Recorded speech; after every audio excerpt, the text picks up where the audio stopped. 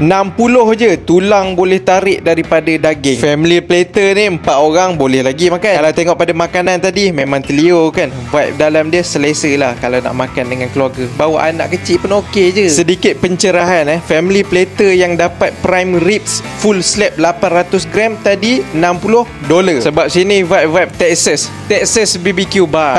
So dalam duit kita lebih kurang RM249.